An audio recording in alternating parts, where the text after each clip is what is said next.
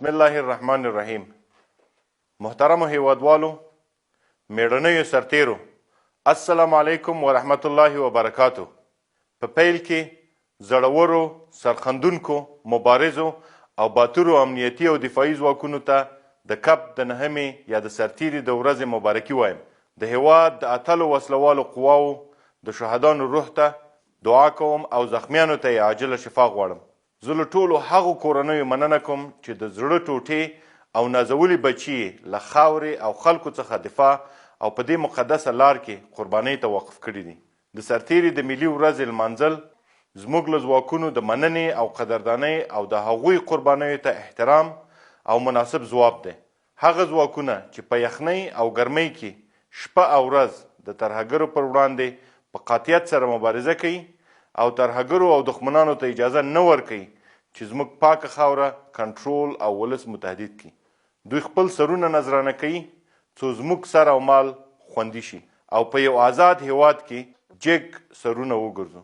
زموږ ویاړلي امنیتي ځواکونه په سیمه او نړۍ کې په مسلکیتوب، پیاوړې روحیه او حب الوطنۍ کې بېساري دي. دوی په نړۍ کې د تروریزم او ترهګرو سره د مبارزې په اول صف کې قرار لري او 94 سلنه خپلواک عملیات کوي. په تیر میلادي کال کې زموږ دښمنان د هیواد په ګوټ ګوټ کې د افغان ځواکونو له لورې وځپل شول. 8 ولسوالۍ د هغوی له کنټرول نه تصفیه شوې.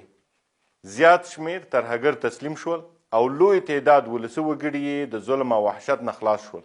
د نننۍ ورځې لمانځل موږ ته دا زمینه هم مساعدوي چې د افغان ځواکونو د موجوده ستونزو سره نورې مبارزې لپاره پلان او اقدام هم وکړو. قابل ذکر است که ریفرم سال گذشته در سکتور امنیتی مفید واقع شده.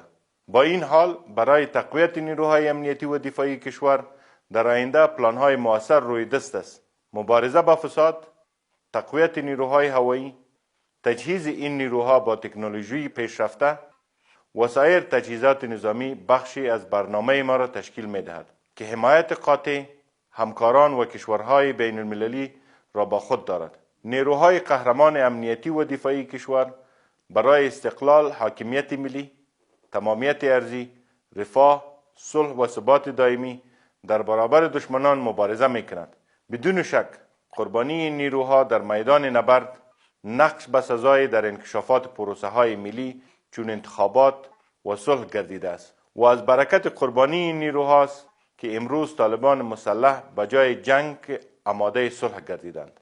نیروهای ما که امروز قهرمانان جنگند با تامین صلح قهرمانان صلح ما نیز خواهند بود. میخوام به هر سرباز و منصوب شجاعمان اطمینان بدهم که توجه ما نسبت به شما هر روز بیشتر میگردد و حکومت در همکاری و رسیدگی به خانواده های شهدا و مجروحین شما هیچ نوع کوتاهی نخواهد کرد. ژوندی دی وی افغانستان، زنده باد نیروهای شجاع و قهرمان ما.